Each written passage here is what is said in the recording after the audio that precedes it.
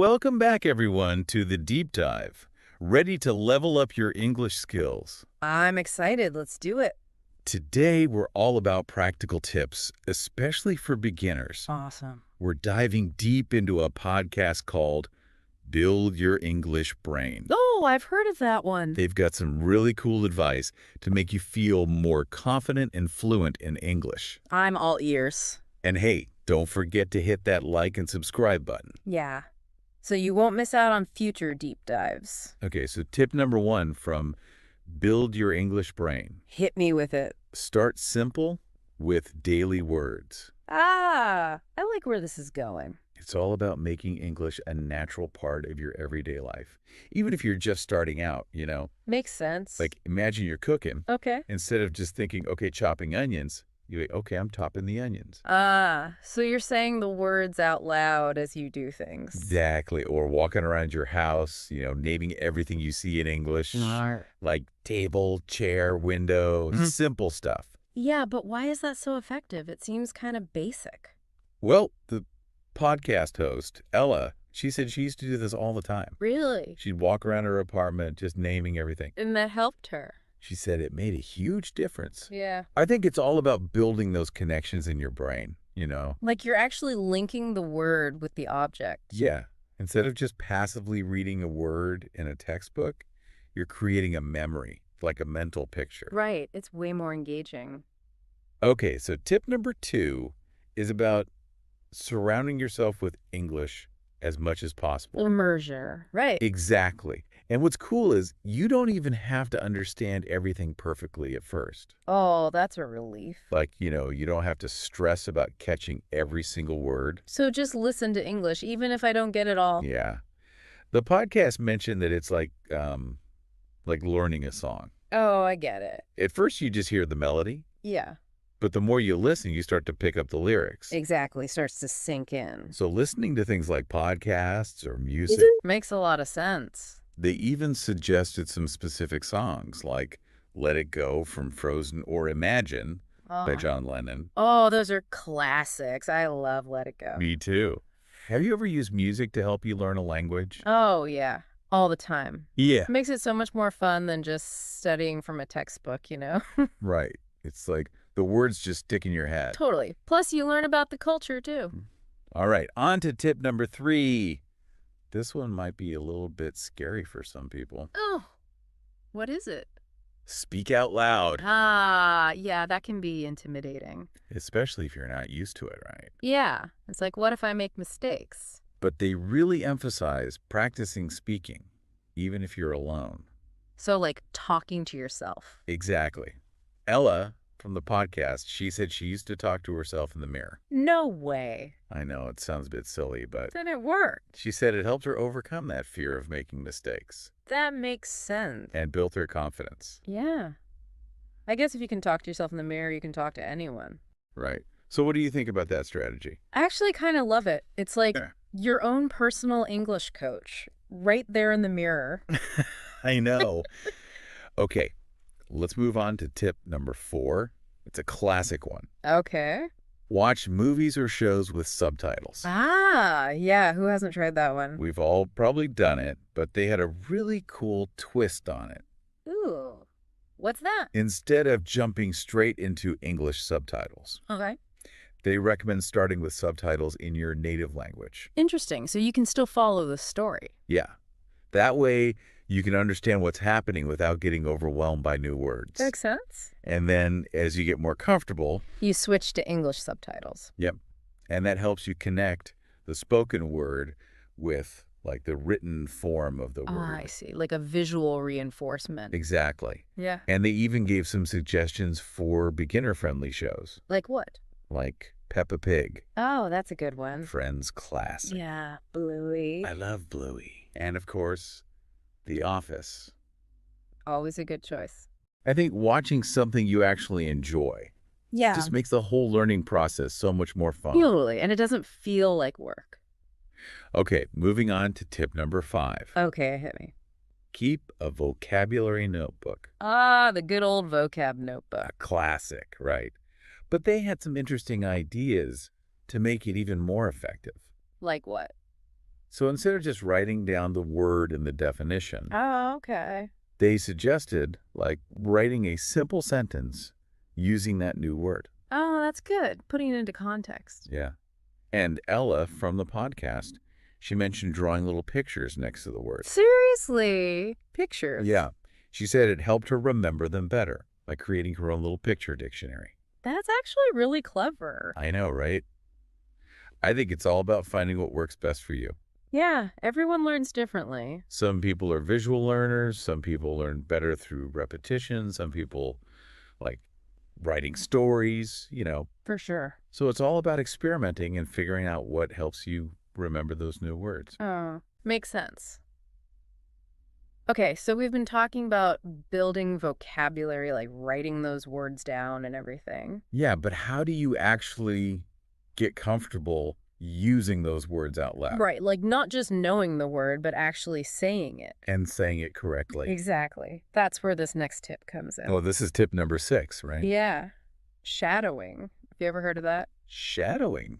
I'm not sure, actually. So basically, you listen to someone speaking English, Okay. and then you try to repeat what they're saying at the same time. Like you're their shadow. Yes, exactly. You're trying to match their pace, their intonation, everything. Oh, wow. That sounds intense. It's like a pronunciation workout. The podcast gave this example of shadowing the phrase, "How are you?" Yeah, it's a good one to start with. So it helps with pronunciation, but does it do anything else? Oh, yeah, for sure. It also helps with your listening skills. Really? How so? Well, when you're shadowing, you have to pay really close attention to how the other person is speaking. Like to every little detail. Yeah, the way they connect words, where they put the stress, all of that. That's amazing. So it's like a workout for your ears and your tongue at the same time. Exactly. It sounds pretty challenging, though, especially for beginners. Well, you can definitely start small. Like how? You could try shadowing, like individual words at first, Okay. or simple phrases. Right. And then as you get better, you can move on to longer sentences and even whole conversations. Wow. So there's like a progression. Yeah, exactly. And there are tons of resources online, like audio clips specifically for shadowing practice. That's really helpful. I'm definitely going to try that. I think you'll be surprised how much it helps your fluency. Okay. On to our final tip from Build Your English Brain. Let's hear it.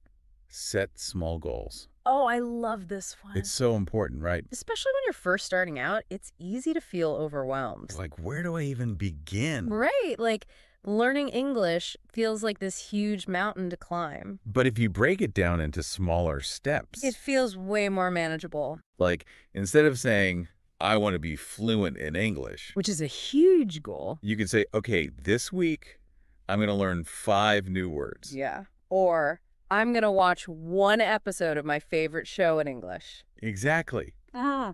And those little wins, They give you this sense of accomplishment. which keeps you motivated. Totally. And it makes the whole process way less intimidating.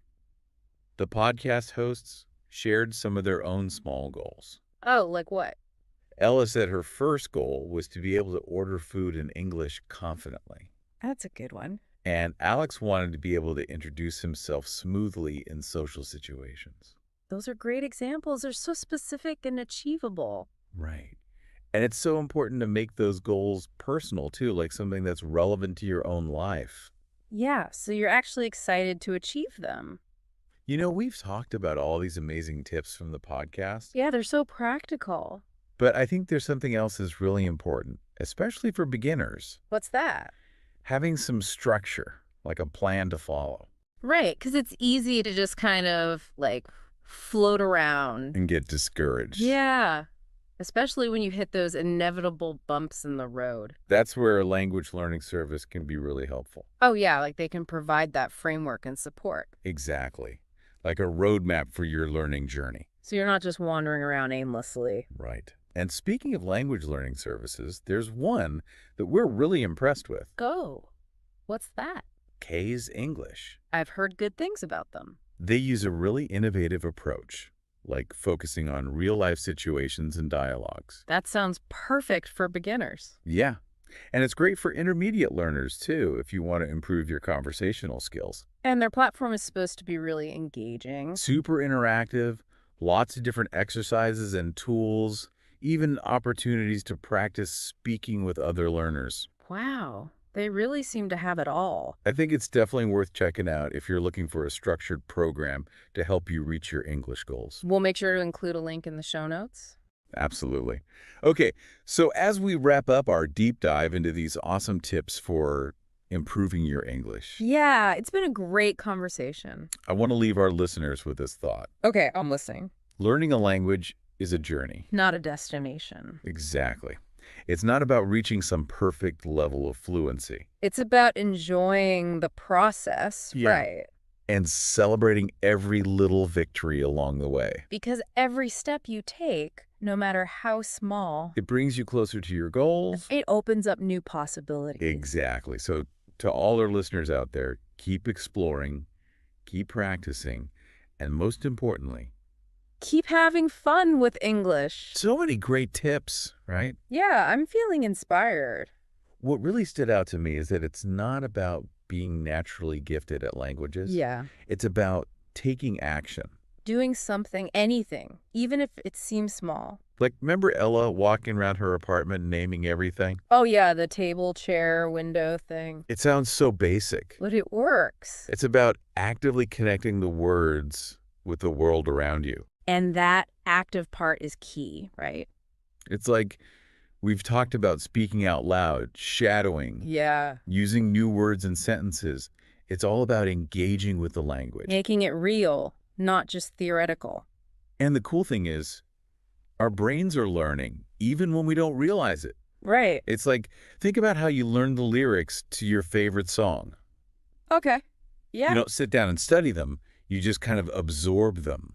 Through repetition. Exactly. And it's the same with English. The more you listen to music, podcasts, Watch movies. your brain starts to pick up the patterns, the rhythms. It's like you're laying the foundation. And we talked about Kaz English. Yeah, they seem great for structure. But there's so many other resources out there too. Online communities, language exchange partners. Apps. You don't have to do this alone. It's so much easier when you have support. And remember to celebrate the small wins. Those moments when you understand something you didn't before. Or when you have a conversation in English and it goes well. It's so motivating. It keeps you going, you know. Learning a language, it's a gift you give yourself. It really is. It opens up so many doors, connects you with new people and cultures. It's a journey of self-discovery. So keep that curiosity alive. Experiment with different learning methods. And most importantly, enjoy the ride. We hope this deep dive has inspired you to take the next step on your English learning journey. Thanks for listening. Hey everyone, Alex here, and with me is Ella. It's great to be here. We're diving into some practical tips for learning English quickly. Yes. So if you're ready to kind of turbocharge those language skills, Yeah. you're in the right place. Definitely. And don't forget to hit that subscribe button and like this episode if you find it helpful. Absolutely. More language learning goodness coming your way. All right, let's face it, learning any language can feel a bit daunting right away. Oh, yeah. But English, with its massive vocabulary, Huge. and let's be honest, kind of wacky spelling, sometimes can feel like climbing Mount Everest. For sure, for sure. But good news is, with the right approach, Yeah. you can absolutely pick up English faster than you think. Yeah. And one of the most powerful tools is honestly probably already in your hands, It really is. It's so simple. or at least within reach. Yeah. Reading, Reading. really embracing reading, Uh-huh. devour everything, novels, news articles, blog posts, Yes. even the back of a cereal box. Oh, definitely. Okay, now I know what you're thinking. Reading, that's it. Right. But here's the thing. Reading isn't just passively taking in words. It's about seeing how those words function in different contexts, how they interact with each other to create meaning.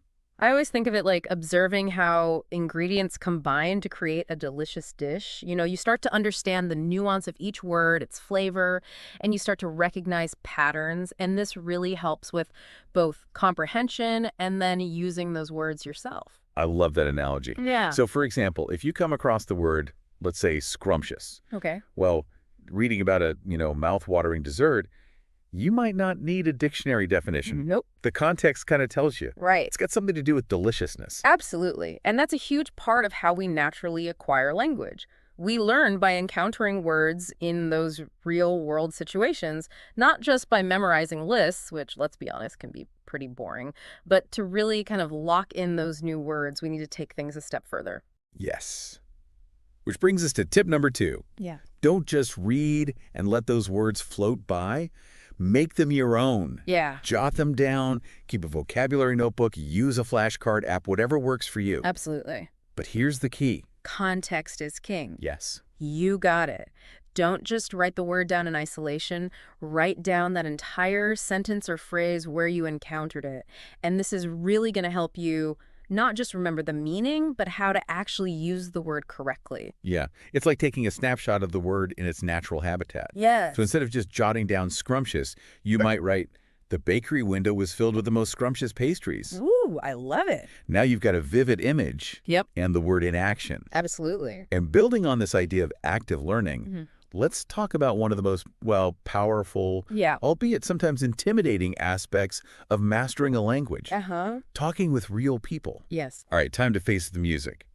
We can read all the books, we can memorize all the flashcards, but ultimately, language is about communication. That is. It's about getting out there and actually using it. It's like learning to swim. You can watch videos and you can practice your strokes on dry land. Oh, yeah.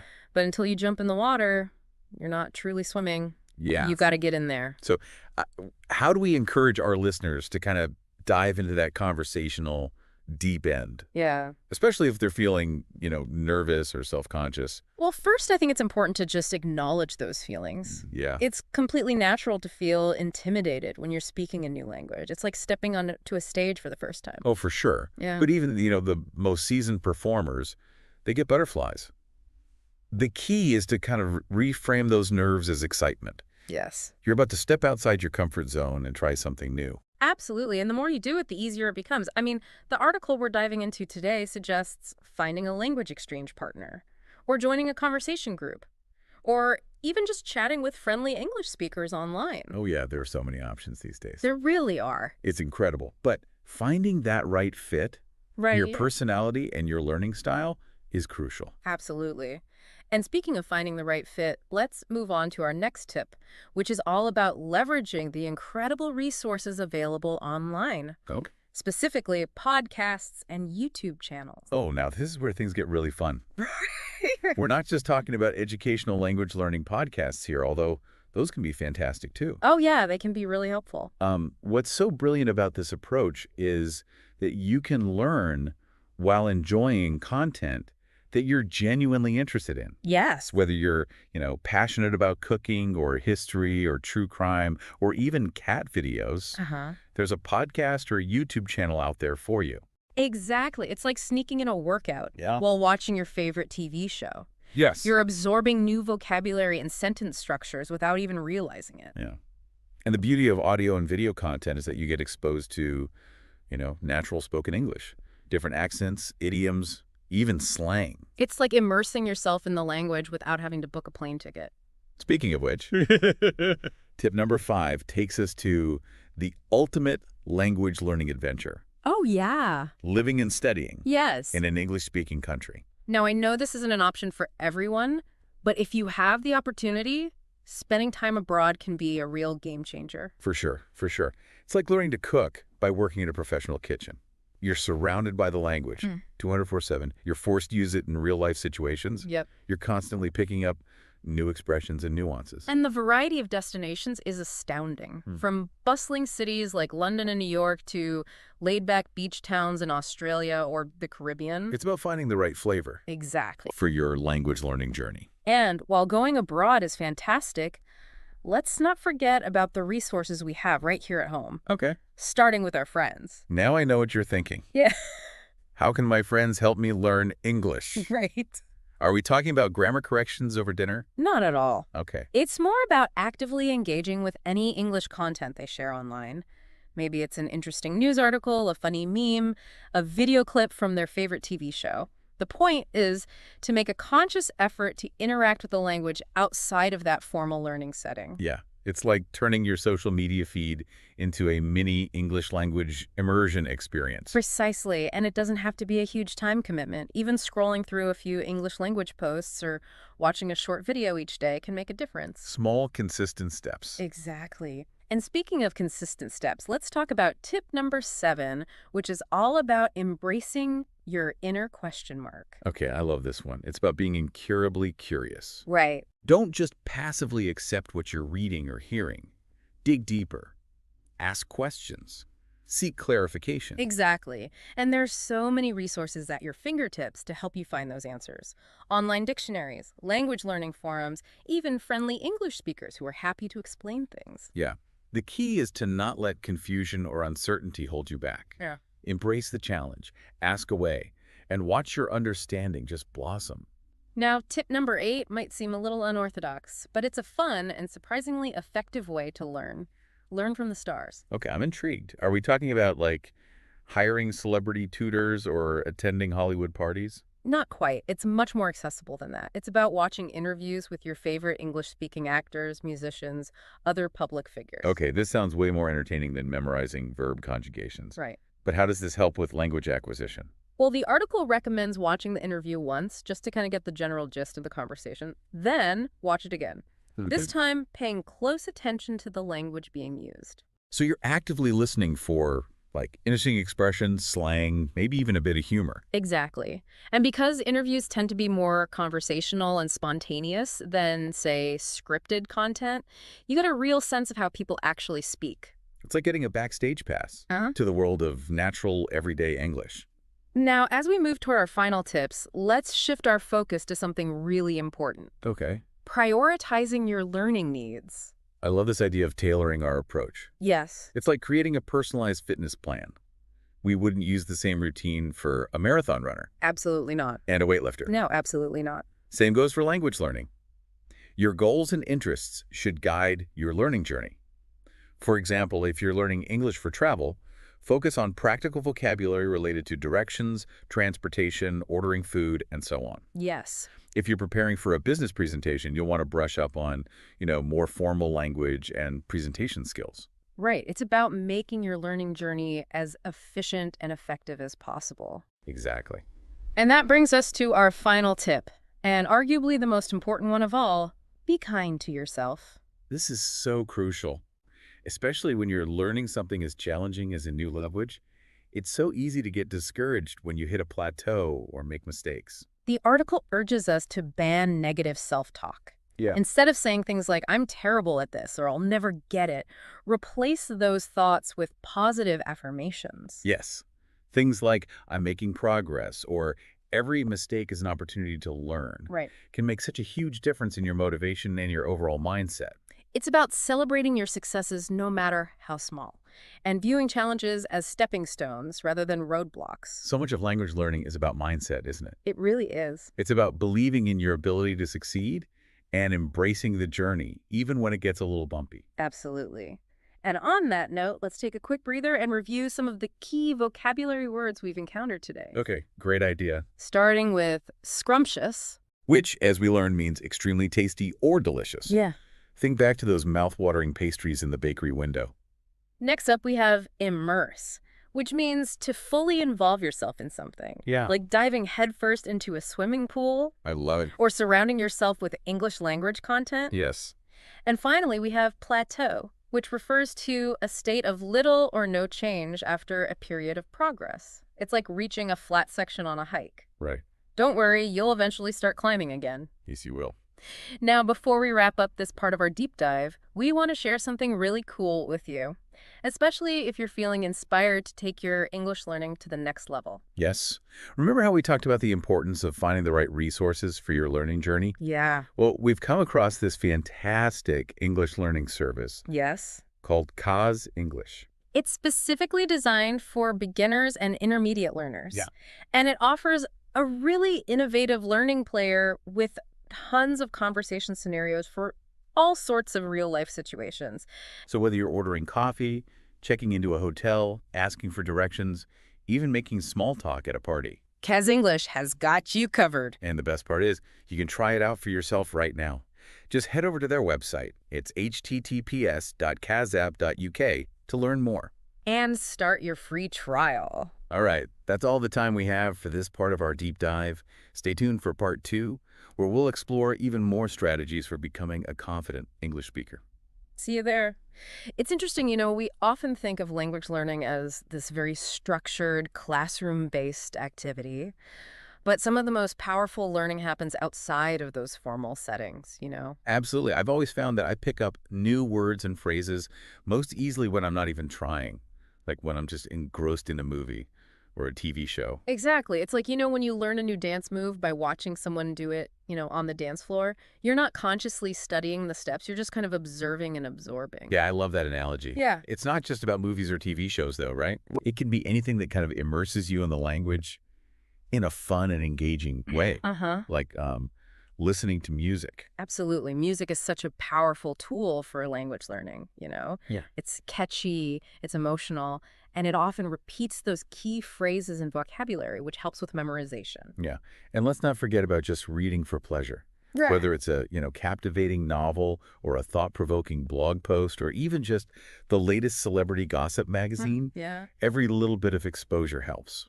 Definitely. Speaking of exposure, I think it's important to address something that often holds learners back, the fear of making mistakes. Oh, absolutely. I remember when I first started learning Spanish, I was so terrified of saying something wrong that I barely spoke at all. Yeah, it's a common hurdle, but it's so important to kind of reframe our thinking around mistakes. They're not failures, they're stepping stones to fluency. Ooh, I love that. Stepping stones to fluency.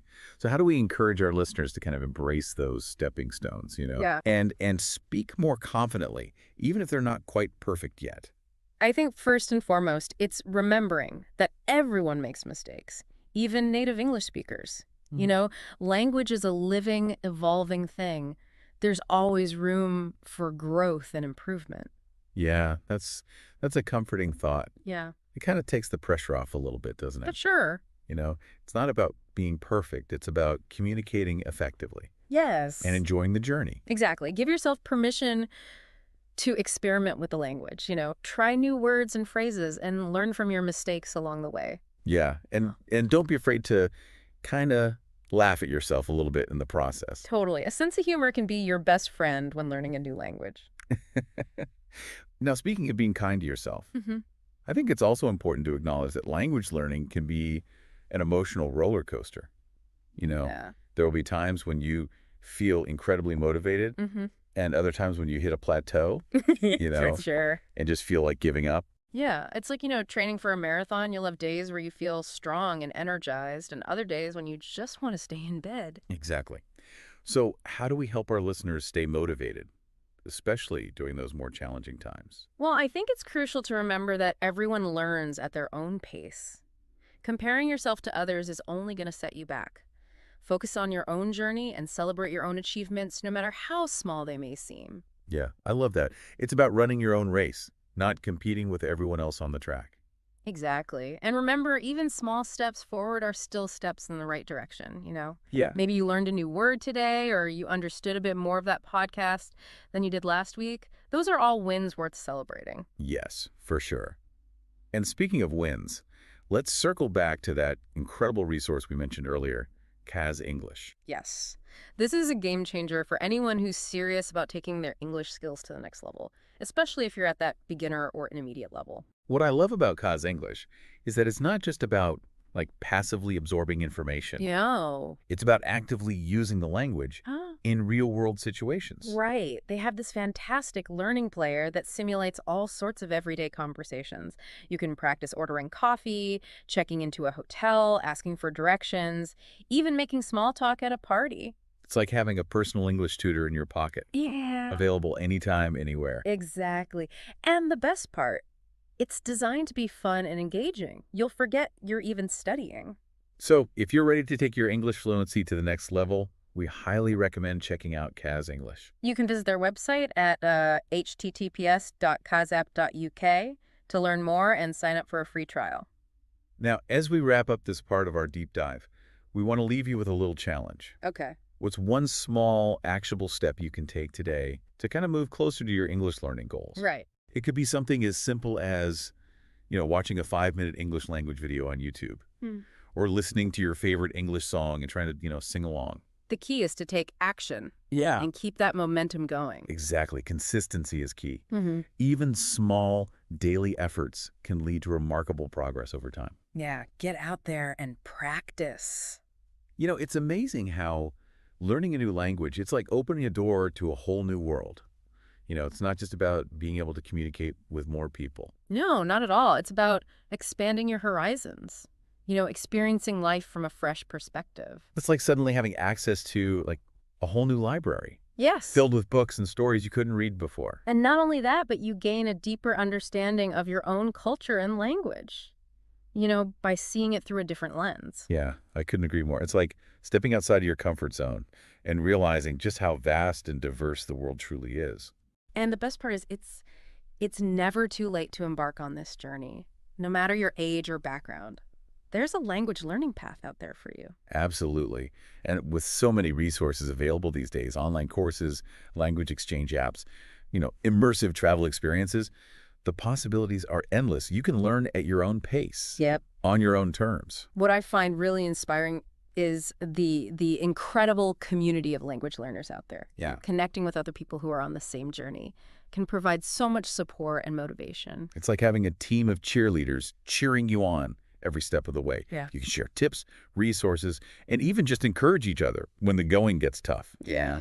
Because let's face it, learning a new language, it can be challenging. There will be moments of frustration, self-doubt, Oh, yeah. and maybe even the temptation to give up. For sure. It's like climbing a mountain. Yes. There will be steep inclines, rocky patches, and moments where you just kind of want to turn back. Right. But the view from the top Yeah. is worth the effort. Exactly. And remember those feelings of frustration. They're completely normal. Every language learner goes through them. The key is to not let those feelings define your journey. Yeah. Instead of dwelling on those setbacks, try to focus on the small victories. That aha moment when you finally understand a grammar rule, the joy of having your first real conversation in English, the satisfaction of, reading an entire article without needing a dictionary. It's about embracing the process, celebrating every milestone, and remembering that every step forward, no matter how small, is a step in the right direction. Absolutely. And remember, the journey itself is just as valuable as the destination. Learning a new language teaches you so much about yourself, your capabilities, the power of perseverance. It's a journey that stretches your mind, broadens your perspective, and opens up a world of possibilities. So as we wrap up this deep dive, we want to leave you with one final thought. What is one small step you can take today to kind of move closer to your language learning goals? Right. Maybe it's finally signing up for that online course you've been considering. Or downloading that language learning app you've heard so much about. Or perhaps it's something even simpler.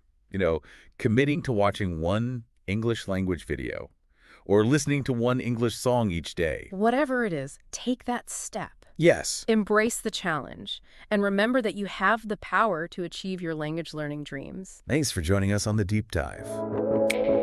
Hey everyone, Alex here. And Ella, So happy to have you back for another deep dive with us. if you like what you hear, don't forget to subscribe and hit that like button.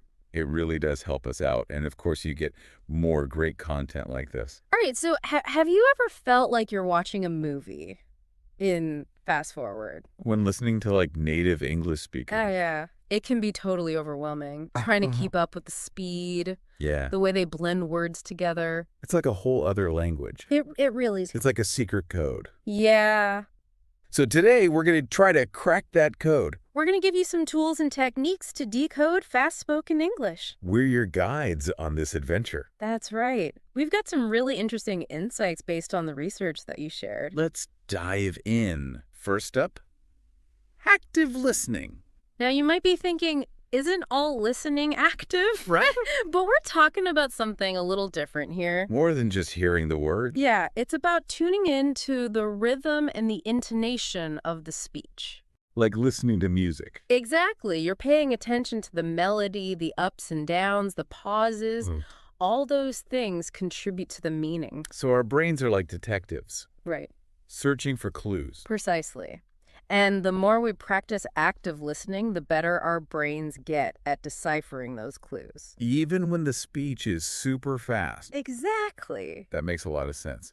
How can we actually train ourselves to be more active listeners? Oh, one great way is to start with simpler audio materials, Okay. like podcasts for English learners or audiobooks narrated at a slower pace. So like easing into a workout.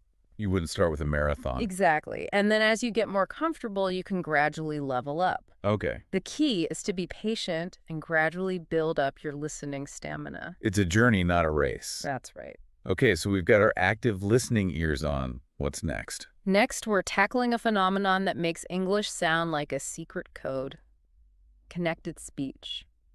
Ooh, yeah. This is the one where words kind of melt into each other. Exactly. It's like a secret handshake for native English speakers. Uh-huh. And it happens because they naturally link words together so the sounds change and it becomes more fluid.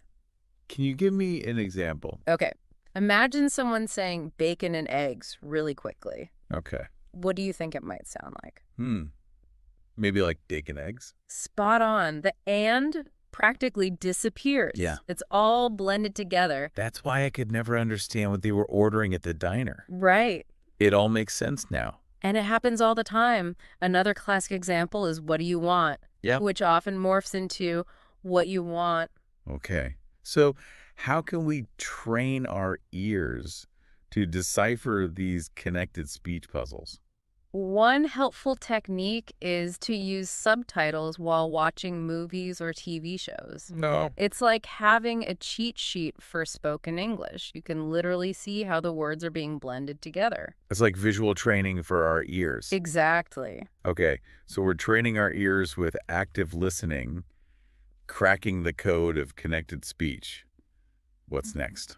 Well, before we move on, let's take a moment to review some key words we've encountered so far. Oh, great idea. This will be really helpful for those who are new to English. Absolutely. Uh, Okay, so we have active listening, which means really paying attention to the way someone speaks, right. not just the words themselves. Mm-hmm. Then we have intonation, Uh-huh. which refers to the rise and fall of the voice. Okay. And finally, connected speech describes how words blend together in natural, fast speech. Perfect. Now let's take our decoding skills up a notch and explore the concept of tone units. Tone units. This one is all about understanding how native speakers naturally group words together to convey meaning. Okay. It's like reading a sentence in phrases instead of word by word. So instead of getting bogged down trying to catch every single word, we should be listening for these groups of words. Yes, exactly. Native speakers naturally chunk their speech into these tone units, Okay. which makes it easier for them to process information and for us to follow along. Can you give us an example, like in a real sentence, because I'm having trouble picturing it? Sure. Let's take the sentence. When I went to the store, I bought some milk. A native speaker would likely break this down into two tone units. Okay. When I went to the store, and then I bought some milk. Oh, that makes it so much clearer. It's like the sentence has these like built-in pauses that guide our understanding. You got it. Like reading a sentence with commas, guiding your pauses. And the cool thing is once you start listening for these tone units, Yeah. you'll find that they're everywhere. This is blowing my mind. So how can we practice identifying these tone units? A great way to practice is by listening to news clips or podcasts and pausing after each sentence. Yeah. To identify the tone units, you can even repeat the sentences out loud. Okay. Paying attention to where those natural breaks and emphasis occur, it's like a workout for your brain. I love that. So we've got active listening, connected speech, and tone units all working together to help us decode fast English. What other tools can we add to our arsenal? Well, here's a fun one. Embrace the beautiful diversity of English accents. Oh, yes. Accents. Yeah. English is spoken all over the world. Exactly. There are so many different ways it can sound. Yeah, and by exposing yourself to different accents, Right. whether it's British, Australian, Indian, or even non-native accents, you'll dramatically improve your overall listening comprehension. Makes sense. If you're only used to hearing one type of accent, anything else can sound super fast and confusing. Absolutely. Think of it like expanding your ear vocabulary. Okay. The more accents you're exposed to, the more flexible your listening becomes. So how can we actively seek out these different accents, aside from booking a round-the-world trip, of course?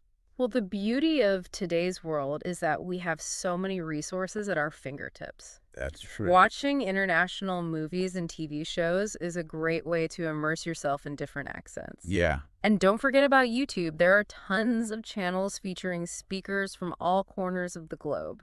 Like a virtual passport to the world of accents.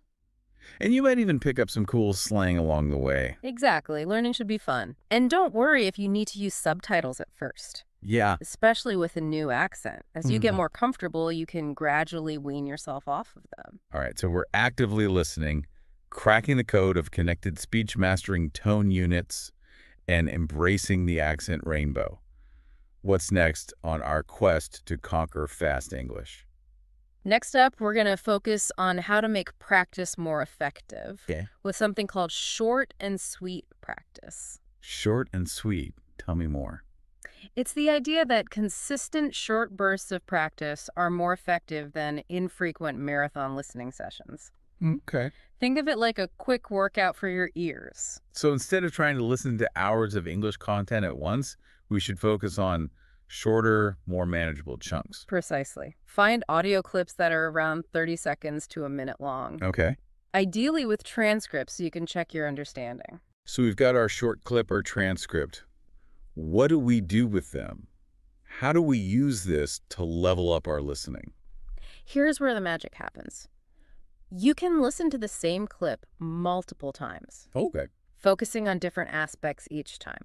For example, on the first listen, just try to get the main idea. Okay. On the second listen, pay close attention to those connected speech patterns. And on the third listen, try identifying the tone units. It's like we're dissecting the audio, Exactly. really getting to know it. And don't just passively listen. Repeat the phrases out loud. Mimic the speaker's intonation and really try to embody the sounds. So it's about active engagement, not just passive absorption. Yeah. It's like learning a musical instrument. You can't just read sheet music. You have to play the notes. That's a great analogy. And speaking of making connections, our next tip is all about harnessing the power of visual aids. Visual aids. Now this, I gotta hear. How can visuals help us understand something we hear? Well, think about it. When you're talking to someone face to face, you're not just listening to their words. You're also seeing their facial expressions, their gestures, their body language. All those nonverbal cues provide extra context and help us understand what they're saying. Oh, I see. It's like having subtitles for real life. Exactly. So when you're practicing your listening skills, try incorporating visual aids whenever you can. Okay. Watch TED Talks, interviews, vlogs, Right. anything where you can see the speaker and connect the words with their nonverbal communication. Okay, so we're adding another dimension to our listening practice. Exactly. It's like going from a flat image to a 3D experience. And it can make the whole process much more engaging and memorable. And before we dive into our final tool for decoding fast English, let's take a quick moment to review some key words we've learned. Great idea. Always good to reinforce new vocabulary, especially for those who are new to English. Absolutely. All right. So today we've encountered words like accent, which refers to the way people pronounce words based on their region or origin. We also talked about transcripts, Right. which are written versions of spoken audio.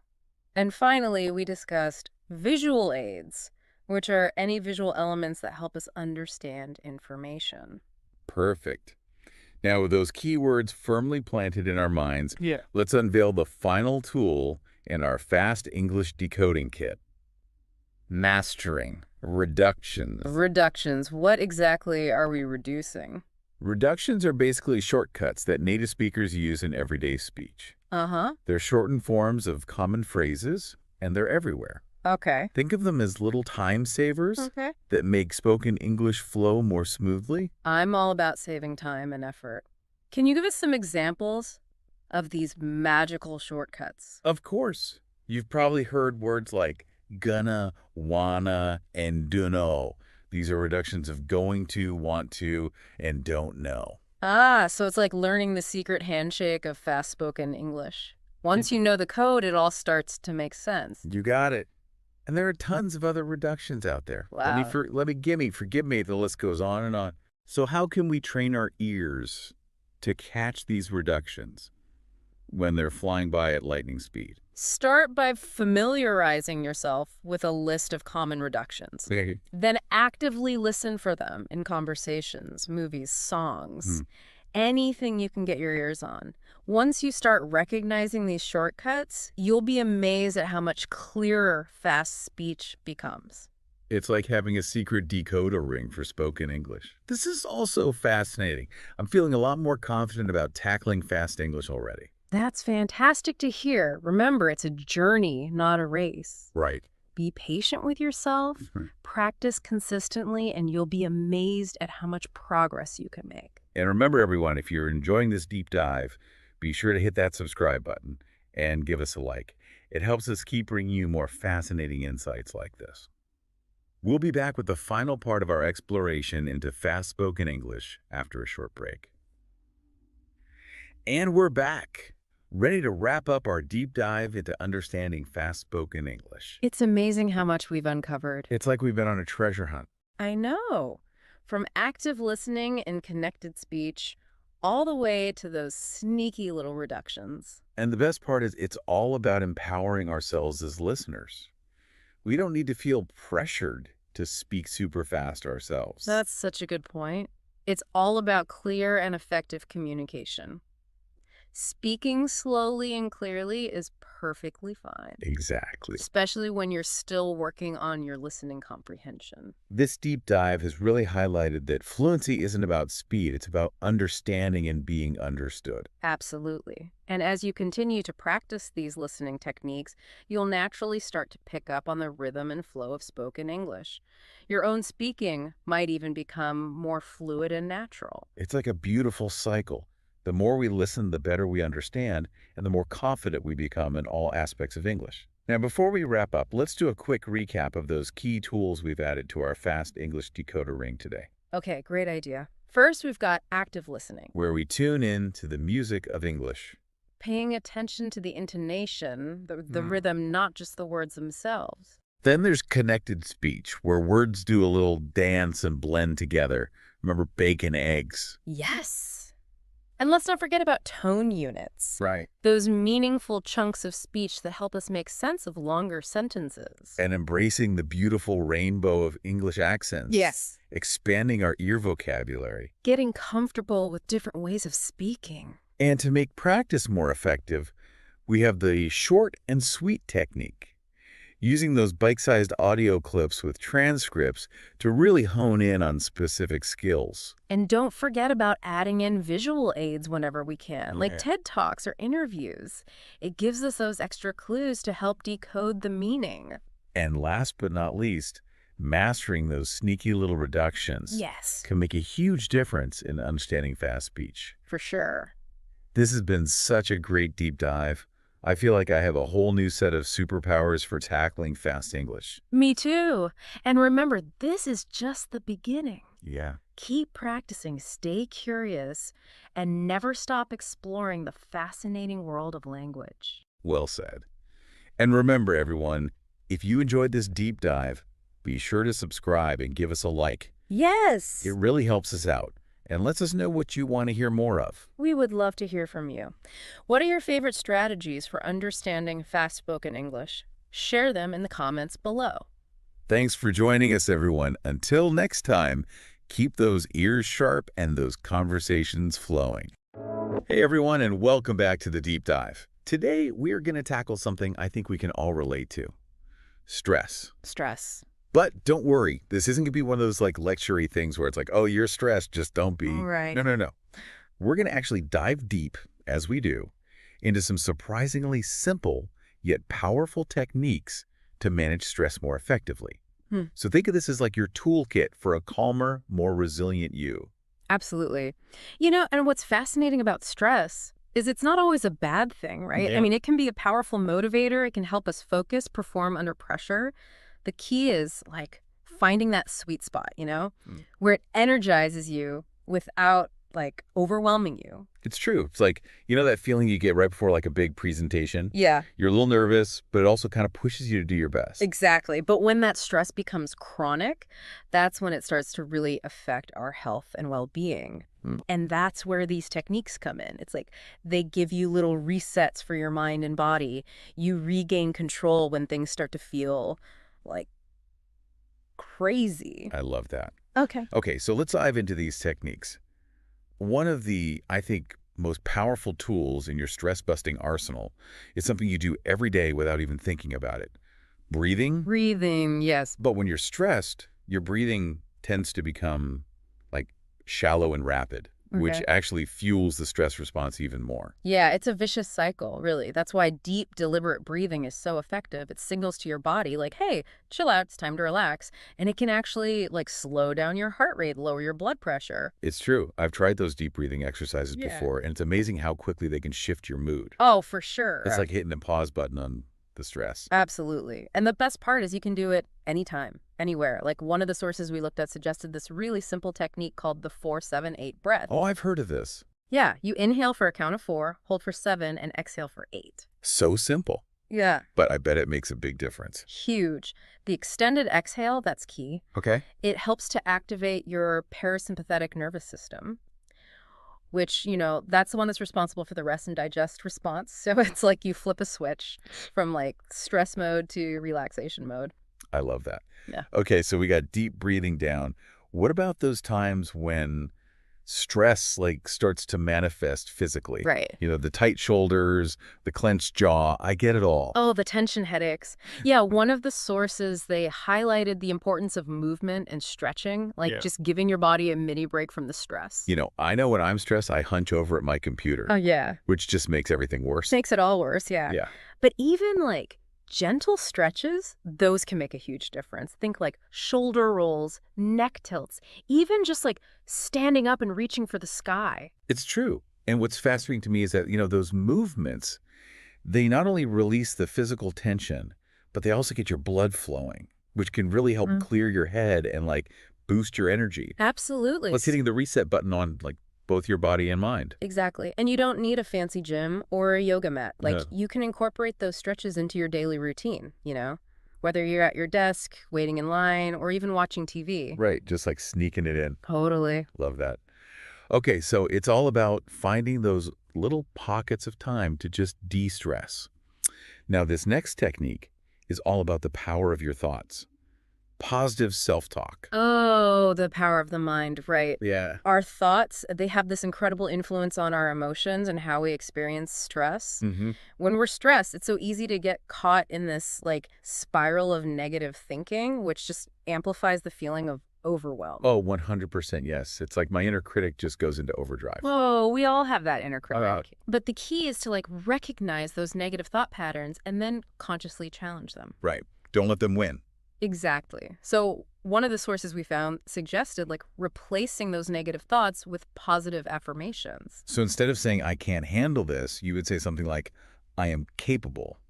I can get through this. That's it. It might feel like a little awkward at first, Right. but with practice, it can become a powerful way to shift your mindset, and build your resilience. It's all about like reframing your perspective, right? Yes. Instead of focusing on the problem, you're focusing on your ability to overcome it. Exactly. Like you're choosing to see the glass half full rather than half empty. Yeah, And the more you practice that positive self-talk, the more natural it becomes. it's true. Okay, so we've talked about our breath, our body, and our thoughts. What about those times when we just need to like quiet the mind chatter altogether? Ah, yes, meditation. Meditation. It's often seen as this like mystical practice, but it can be surprisingly simple and accessible, Like even a few minutes of focused attention can make a huge difference. Yeah, I'll be honest. I've always been a little intimidated by meditation, Yeah. but I'm starting to see it doesn't have to be this big, complicated thing. No, not at all. One of the sources recommended a simple technique called mindfulness meditation, Okay. and all you do is focus on your breath. Just notice the sensations of each inhale and each exhale. And if your mind wanders, you just gently bring it back to your breath. Exactly. It's not about like emptying your mind completely, Yeah. but rather becoming aware of those thoughts, but without judgment. Right. It's like creating a space of calm amidst the mental chaos. This all makes so much sense. It's like giving your mind a much-needed break from that constant stream of thoughts and worries. Right. And the more you practice, the better you become at recognizing those thought patterns and just letting them go. Okay. I'm feeling calmer already just talking about this. Me too. But before we get too relaxed, let's move on to our next stress-busting technique. Hydration and breaks. Ah, yes, the essentials. The essentials. When we're stressed, it's so easy to forget about basic self-care, Yeah. like drinking enough water, taking regular breaks. It's so true. It really is. I am so guilty of that. I get so caught up in, like, whatever I'm doing that I will forget to even get up from my desk for hours. And it's a common trap. But, remember, your body and mind need those breaks to recharge, to refocus. Totally. So, besides staying hydrated, what are some, like, good ways to take a break? Like, what should we be doing? Well, one source emphasized getting away from your workspace, even if it's just for a few minutes, like take a walk, step outside for some fresh air, or even just look out the window and let your mind wander a bit. Oh, I love that. Sometimes just changing your environment can make a world of difference. It really can. Yeah. And it doesn't have to be a long break. Even like 5 or 10 minutes can be enough to just reset your energy, and you come back feeling refreshed. Yeah, it's like hitting the refresh button on your brain. Totally. Okay. We have covered a lot of ground here. I'm starting to feel like a stress management pro, Awesome. but I know there's more to come. You're right, there's more. We've still got a few more powerful techniques to explore, so stay tuned. We'll be right back after a quick word from our sponsor. Don't go anywhere.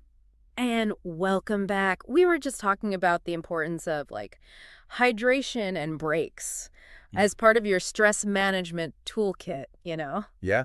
It's funny how, like, those basic things, they can sometimes be the hardest to remember when you're feeling, like, overwhelmed. So true. When our minds are racing, it's like we neglect our body's needs. Totally. But that's exactly why it's so important to like make that conscious effort to stay hydrated and give ourselves those like much needed breaks. Yeah, absolutely.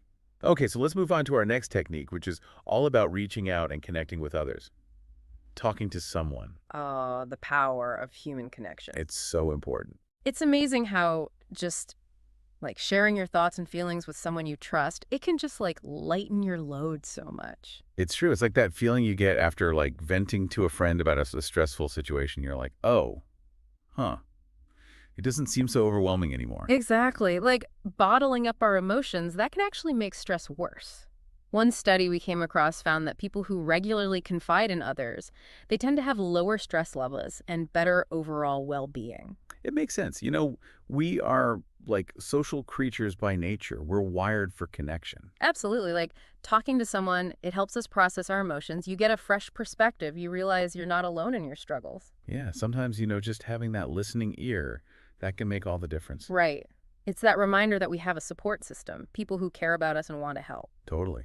So who should we be talking to? Is it better to, like, reach out to a friend or a family member or even maybe, like, a therapist? Yeah, it depends. It really depends on, like, the situation and what you're comfortable with.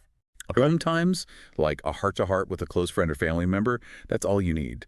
But other times, seeking, like, professional guidance from a therapist, that can provide you with some really valuable insights and coping mechanisms. It's like having, like, a coach in your corner helping you navigate those challenging moments. Exactly. The key is to find someone you trust and who you feel comfortable opening up to. And remember, reaching out for help, that is a sign of strength, not weakness. Absolutely. It takes courage to acknowledge that we need support, and it's a vital part of taking care of, our mental and emotional well-being. Totally. Okay, we are on to our final stress-busting technique for this deep dive, and it's one of my favorites, practicing gratitude. Ah, yes, the power of appreciation. When we're stressed, it's so easy to fixate on, like, what's going wrong in our lives. But shifting our focus to what we're grateful for, that can have a profound impact on, like, our mood and our outlook. It's like that saying, gratitude turns what we have into enough. Exactly. And, research backs this up. Studies have shown that people who regularly practice gratitude, they experience all sorts of benefits, including reduce stress levels, improve sleep quality, and increased happiness. I've tried gratitude journaling before, and it is amazing how much of a difference it can make. Even on my most stressful days, I can always find something to be thankful for. Yeah, it's like training your brain to scan for the good rather than the bad. I love that. So how do we, cultivate more gratitude in our lives? Do we need to start a gratitude journal, or are there other ways to practice it? Oh, there's tons of ways. Journaling is great, but you can also just take a few moments each day to reflect on the things you're grateful for, you know? It could be something as simple as like a warm cup of coffee in the morning, or a beautiful sunset, or Yeah. like a kind gesture from a stranger. I love that. It's about, finding those little moments of joy throughout the day. Exactly. And, you know, the more you practice gratitude, the more you start to notice those little things. It's like this ripple effect, spreading positivity and appreciation throughout your life. I love that. Okay, so we've covered 7, count them, 7 powerful techniques for managing stress. 7. Deep breathing, quick stretching, positive self-talk, simple meditation, hydration and breaks, talking to someone, and practicing gratitude. That's a lot to take in. It is a lot, but remember, you don't have to do everything at once. Right. Start with like one or two techniques that really resonate with you, Yeah, and you can gradually incorporate more as you go. totally. It's about finding what works best for you and making it a part of your daily routine. Exactly. Stress management, it's a journey. It's not a destination. There will be days when you feel more stressed than others. Of course. But with these tools in your toolkit, you'll be better equipped to navigate those challenging moments and create a calmer, more resilient you. Absolutely. And remember, taking care of your mental and emotional well-being is just as important as taking care of your physical health. So true. I think we've given our listeners a lot to chew on today. Before we wrap up, I want to mention a fantastic resource for anyone looking to boost their English skills. Oh, yes. We have a special message for our listeners who are learning English.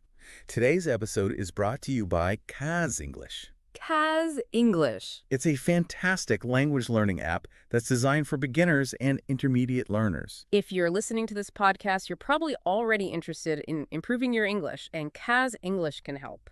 They use real-life conversations and interactive exercises to make learning, fun and engaging. Plus, they cover a wide range of topics, so you can learn the vocabulary and grammar you need for, everyday situations. I've checked out Kaz English myself, and I was really impressed with their approach. They focus on building confidence and fluency through practical, real-world conversations. And they have a really user-friendly interface, so it's easy to navigate and find the content that's right for you. So if you're ready to take your English to the next level, head over to https://kazapp.uk to learn more and sign up for a free trial. You won't regret it. Now, back to our deep dive on stress management. What's one final thought you'd like to leave our listeners with today? I think the most important takeaway is that you have more control over your stress levels than you might realize. That's right. It's not about eliminating stress altogether. It's about learning how to manage it effectively so it doesn't overwhelm you. And remember, it's a journey, not a destination.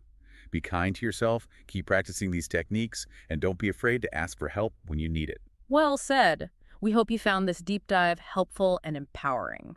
Now, for all of you amazing listeners out there, if you enjoyed these deep dives into fascinating topics, don't forget to hit that subscribe button and give us a like. Your support helps us reach more people and continue creating content that you love. Until next time, keep diving deep and keep taking care of yourselves. Okay, so we've talked about all these amazing techniques for, managing stress. Yeah. Breathing, moving, thinking positive thoughts, connecting with others, appreciating what we have. It's like we've built this incredible toolkit, We have. But what's the best way to actually use it? That's the question, right? And that's where it gets really interesting because it's not about trying to do all 7 techniques perfectly all the time. Right. It's about finding what works best for you and incorporating it into your life in a way that, feels sustainable. So it's more about personalization than perfection. Yes. I like that. Think of it like building a muscle. You wouldn't expect to run a marathon after one day at the gym, right? No. Same with stress management. Start small, be consistent, and you gradually build up your resilience over time. Okay, that makes total sense. But with so many different techniques, it can be hard to know where to start. Do you have any advice on, how to choose which ones to focus on first? One of the sources had a really great suggestion, which was pay attention to your own stress signals. Okay. Notice how your body and mind react when you're feeling stressed. Do you get tense shoulders, a racing heart? Are there negative thoughts like swirling in your head? Once you know your personal stress patterns, you can choose techniques that directly address those specific That's challenges. so smart. It's like being like a detective of your own stress. Exactly. So, for example, if you notice that you tend to hold tension in your body, like focusing on stretching and movement might be a good starting point. Or if your mind tends to race with anxious thoughts, maybe exploring meditation or positive self-talk could be really helpful. It's about tailoring your approach to like your unique needs. I Yes. love that. And remember, it's not a one-size-fits-all solution. What works for one person might not work for another. Experiment with different techniques, see what feels good, and adapt them to fit your own, lifestyle and preferences. It's like creating your own like personalized stress management menu. Yeah. Exactly. And just like a good menu, you can choose different options, depending on the situation. Some days you might just need a quick stretch break, while other days you might benefit from a longer meditation session or, a heart-to-heart with a friend. Yeah, it all makes sense now. It's not about like finding the perfect technique. It's about building like a toolbox of strategies that you can draw from whenever you need them. Yes. I love that. And, don't be afraid to get creative. Like the sources that we explored, they highlighted a wide range of techniques, but there are countless others out there. Right. Explore what resonates with you, whether it's listening to music, spending time in nature, pursuing a hobby, anything that brings you joy and helps you unwind. So they're giving yourself permission to prioritize your own well-being. Exactly. Stress management, it's an ongoing process and it's an investment in your overall health and happiness. Well said. I think we've given our listeners a lot to think about today. What's one final takeaway you want to leave them with? Here's a challenge for you. What's one small change you can make today to manage stress more effectively? Hmm. Maybe it's, taking 5 minutes to practice deep breathing, or setting aside time for a quick walk, or simply making a conscious effort to notice the things that you're grateful for. I love that. Small changes can lead to big results over time. And remember, you deserve to feel calm, centered, and in control of your life. Absolutely. You have the power within you to create a more peaceful and resilient you. Thanks for joining us on this deep dive into stress-busting techniques. We hope you found it helpful and empowering. And remember, keep diving deep into the things that matter to you. Until next time, take care.